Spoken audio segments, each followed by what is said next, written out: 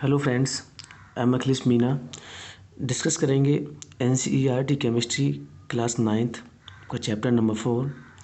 Friends, chapter number 4 that is structure of the atom का जो exercise solution मैं आपको करा रहा हूँ। और इस एक्सरसाइज में क्वेश्चन नंबर 1 to 5 मैंने ऑलरेडी आपको सॉल्व करा दिए हैं। डिस्कस करेंगे आज question number 6। Summarize the rules for writing of distribution of electrons in various cells for the first 18 elements। Friends, atom के अंदर जो सेल्स होते हैं, जो मैंने आपको लास्ट वीडियो में बताया था, KLMN जो साइंटिस्ट बोर्ड्स के द्वारा प्रोवाइड किए गए थे, उन सेल्स में इलेक्ट्रॉन्स का डिस्ट्रीब्यूशन कैसे कैसे होता है। ठीक है, उसके लिए मैंने कुछ रूल्स समराइज किए हैं। तो रूल नंबर फर्स्ट है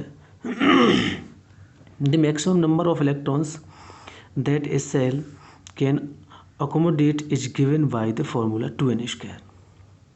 किसी एटम के अंदर जो मैक्सिमम नंबर ऑफ इलेक्ट्रॉन्स होंगे, ठीक है, वो होंगे 2n स्क्वायर फार्मूला के अकॉर्डिंग। ठीक है, ये 2n स्क्वायर फार्मूला किसने दिया था? बोर्ड्स ने।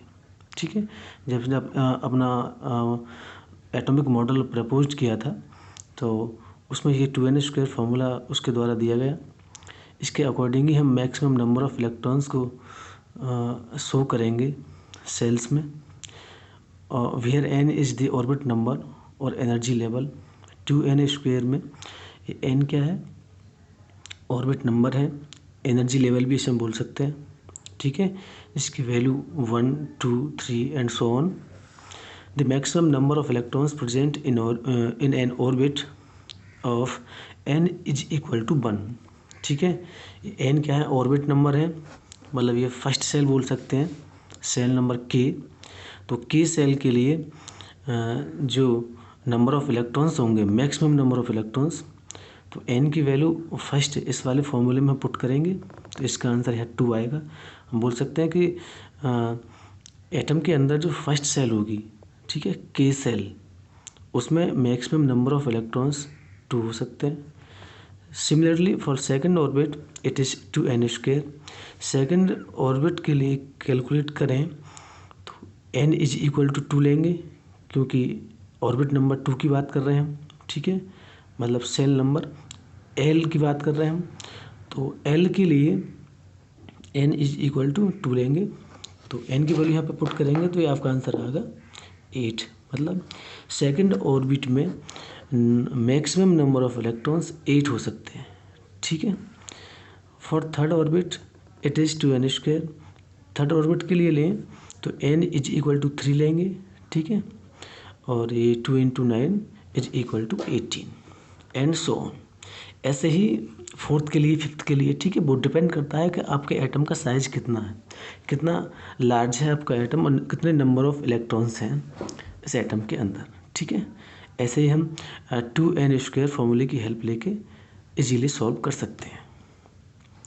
फ्रेंड्स, ये जो रूल नंबर फर्स्ट था, तो इसमें ये 2n स्क्वायर ये काफ़ी इम्पोर्टेंट फार्मूला है। इसकी हेल्प लेके आप इजीली किसी भी सेल में maximum number of electrons calculate कर सकते हैं। Each shell can contains only a fixed number of electrons. The first cell can hold up to 2 electrons. Okay friends, the first cell can hold up to 2 electrons. The second cell can hold up to 8 electrons. The third cell can hold up to 18 electrons and so on. बात करते हैं friends rule number second की।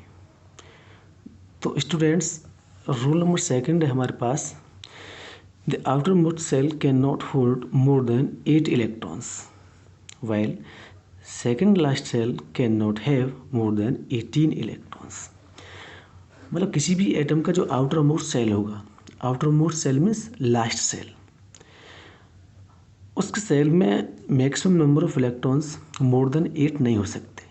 Okay friends, less than 8 हो सकते हैं, लेकिन मोर than 8 electrons नहीं हो सकते।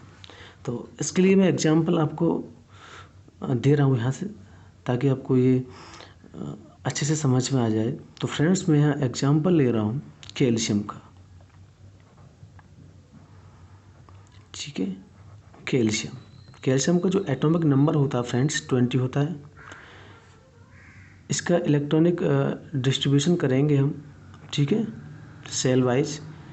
तो ये फर्स्ट सेल हो गया, ये सेकंड हो गया, ये थर्ड हो गया, एंड ये outermost shell that is N. ठीक है, इन्हें हम 1 2 3 4 भी लिख सकते हैं, ठीक है, जो एन की वैल्यू होती है। अब फर्स्ट सेल में जो मैक्सिमम नंबर ऑफ इलेक्ट्रॉन्स हो सकते हैं, मैंने रूल नंबर फर्स्ट में डिस्कस किया है, 2 हो सकते हैं। सेल नंबर सेकंड की बात करें तो मैक्सिमम नंबर ऑफ इलेक्ट्रॉन्स में भी 8, एंड थर्ड की बात करें सेल नंबर एम की तो मैक्सिमम नंबर ऑफ इलेक्ट्रॉन्स हो सकते हैं 8, एंड लास्ट ये हमारा आउटर मोस्ट सेल है। और इसमें मैंने बोला रूल नंबर सेकंड में कि इसमें लास्ट सेल में can not hold more than 8 electrons. तो यहाँ पे हमारे पास रिमेंस कितने इलेक्ट्रॉन्स पूछे, 2। ठीक है, 2 8 8 2 सबको ऐड करेंगे तो टोटल इलेक्ट्रॉन्स आएंगे हमारे पास 20 आएंगे। ओके फ्रेंड्स, ये इसका करेक्ट इलेक्ट्रॉनिक कन्फिगरेशन था कैल्शियम का। ठीक है, ये क्या था, करेक्ट था। अब इसके अपोजिट बात कर लेते हैं। अगर आप 2 8 10 ऐसे अगर आप करते हैं इलेक्ट्रॉन्स का डिस्ट्रीब्यूशन, तो ये आपका कैसा मेथड है, इनकरेक्ट। ठीक है, क्योंकि मैंने आपको बोला है the outermost shell can not hold more than 8 electrons. Last shell में, ठीक है, चाहे वो एटम कोई भी हो, किसी भी एटम के आउटर मोस्ट सेल में number of electrons more than 8 नहीं हो सकते। यहाँ पे ये इसका आउटर मोस्ट सेल ये है m, और इसमें नंबर ऑफ इलेक्ट्रॉन्स हैं 10। ठीक है, और जबकि मैंने क्या बताया, मोर देन 8 इलेक्ट्रॉन्स नहीं हो सकते, इसलिए ये क्या होगा, इनकरेक्ट होगा। ऐसे हम इलेक्ट्रॉन्स का डिस्ट्रीब्यूशन नहीं कर सकते।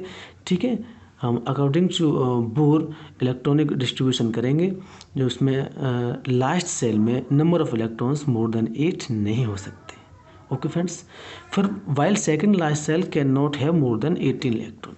जो सेकंड लास्ट सेल होगी, ठीक है, मतलब ये लास्ट सेल है और सेकंड लास्ट क्या होगी, एम, इसमें मोर देन 18 इलेक्ट्रॉन नहीं हो सकते। ठीक है ना, लेस देन 18 हो सकते हैं लेकिन मोर देन 18 नहीं हो सकते। ओके फ्रेंड्स, बात करते हैं रूल नंबर थर्ड की। तो फ्रेंड्स, रूल नंबर थर्ड हमारे पास, cells are filled with electrons in a stepwise manner. The outer cell is not occupied with electrons unless the inner cell are completely filled with electrons. Friends, यहाँ rule number third कह रहा है कि जो किसी भी shell में electron जो फील्ड होंगे वो स्टेप वाइज मैनर में होंगे। ठीक है, मतलब जब तक किसी भी एटम का outermost shell completely outermost shell उसका तभी ऑक्युपाइड होगा, तभी उसमें इलेक्ट्रॉन एंट्री करेंगे, तब उससे पहले वाला सेल कम्प्लीटली फिल्ड हो चुका होगा। ओके फ्रेंड्स, मतलब कि नेक्स्ट सेल में इलेक्ट्रॉन्स तभी एंट्री करेगा जब उससे पहले वाला सेल कम्प्लीटली फिल्ड हो चुका होगा। इसके लिए मैं एग्जांपल देता हूँ, देखो आपके लिए एग्जांपल से सही से क्लियर हो जाएगा। एग्जांपल हम लेते हैं फ्रेंड्स क्लोरीन का। ठीक है, एटॉमिक नंबर 17 होता है क्लोरीन का। ठीक है, अगर इसका हम इलेक्ट्रॉन्स का डिस्ट्रीब्यूशन करें तो 2 8 एंड 7। ठीक है, ये हमारा करेक्ट इलेक्ट्रॉनिक डिस्ट्रीब्यूशन है। ठीक है, क्योंकि इससे पहले वाली जो सेल्स हैं, देखो आउटर मोस्ट सेल हमारे यहाँ पे 7 है और उससे पहले वाली जो सेकंड लास्ट है वो कम्प्लीटली फिल्ड है। ठीक है, 8 इलेक्ट्रॉन, क्योंकि रूल नंबर फर्स्ट में मैंने आपको बता दिया है। ठीक है, सेकंड लास्ट सेल में जो आपका नंबर ऑफ इलेक्ट्रॉन्स होंगे वो 8 होंगे। उससे पहले भी जो फर्स्ट सेल होती है मैक्सिमम 2 इलेक्ट्रॉन्स हो सकते हैं। तो ये दोनों जो सेल्स हैं वो कम्प्लीटली फिल्ड हैं, ठीक है, तभी इलेक्ट्रॉन लास्ट सेल में गया है। अगर इसके अपोजिट अगर आप ऐसे करते हो 2 7 8, ठीक है, तो ये क्या होगा, आपका इनकरेक्ट होगा फ्रेंड्स, क्योंकि रूल नंबर 3 में मैंने डिस्कस किया है कि आउटर मोस्ट सेल, जो आउटर सेल होगा वो तभी ऑक्युपाइड होगा तब उससे पहले वाला सेल कम्प्लीटली फिल्ड हो चुके होंगे, ठीक है। तो यहाँ क्या है, देखो आउटर मोस्ट सेल आपका ये कंप्लीट हो गया, नंबर ऑफ इलेक्ट्रॉन्स 8 है, लेकिन इससे पहले वाला जो सेकंड लास्ट था ये अनफिल्ड है, ठीक है, ये अनफिल्ड है, क्योंकि यहाँ पे इलेक्ट्रॉन्स मैक्सिमम 8 इलेक्ट्रॉन्स हो सकते थे, लेकिन मैंने यहाँ पे 7 किए हैं, ठीक है। तो ये क्या है, आपका रॉन्ग मेथड है और ये आपका करेक्ट मेथड है, ठीक है। तब तक सारे सेल्स कम्प्लीटली फिल्ड नहीं हो जाएंगे, इलेक्ट्रॉन्स नेक्स्ट सेल में एंट्री नहीं करेगा। ओके फ्रेंड्स, इसके बाद बात करते हैं हम फर्स्ट 18 एलिमेंट्स के डिस्ट्रीब्यूशन ऑफ इलेक्ट्रॉन्स की, ठीक है फ्रेंड्स। तो यहाँ मैं इनका डिस्ट्रीब्यूशन ऑफ इलेक्ट्रॉन्स कर रहा हूँ और फर्स्ट 18 एलिमेंट्स एटॉमिक नंबर, ठीक है, और इधर एलिमेंट्स, नेक्स्ट कॉन्फ़िगरेशन। तो friends atomic number 1 2 3 4 and 5 6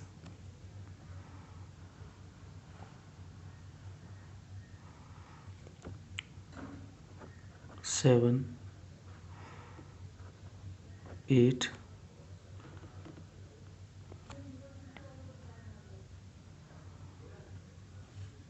and 9, ठीक है, क्योंकि वो फर्स्ट 18 एलिमेंट्स का डिस्ट्रीब्यूशन ऑफ इलेक्ट्रॉन्स करवा रहा है, तो हम एटॉमिक नंबर लिखेंगे, उसके बाद एलिमेंट्स। 9 इधर हो गए, 9 के बाद इधर ये 10 11 12 13 14 15 16 17 एंड 18। तो फ्रेंड्स एटॉमिक नंबर 1 जिसका होता है वो एलिमेंट्स है हाइड्रोजन, ठीक है। अब हाइड्रोजन का एटॉमिक नंबर 1 होता है, अगर इसका कॉन्फ़िगरेशन करें, डिस्ट्रीब्यूशन ऑफ इलेक्ट्रॉन्स करें, तो इसके पास तो ओनली 1 इलेक्ट्रॉन है, तो यहाँ क्या आएगा, ओनली 1। सेकंड, ओके फ्रेंड्स, यहाँ सेकंड की बात करें तो सेकंड एलिमेंट्स हमारे पास होगा जिसका एटॉमिक नंबर 2 होता है, हीलियम, ठीक है। हीलियम का एटॉमिक नंबर 2 होगा, तो यहाँ पे क्या हो जाएगा, मैक्सिमम नंबर ऑफ इलेक्ट्रॉन्स इसके पास 2 है, तो इसके पास ओनली फर्स्ट सेल में ही इलेक्ट्रॉन्स 2 हो जाएंगे। थर्ड एटॉमिक नंबर होता है लिथियम का, तो लिथियम का एटॉमिक नंबर 3 हो गया, तो ये हो जाएगा 2 1, ठीक है, क्योंकि हमारा फर्स्ट सेल कम्प्लीटली फिल हो गया, तो सेकंड सेल में इलेक्ट्रॉन एंट्री करेगा।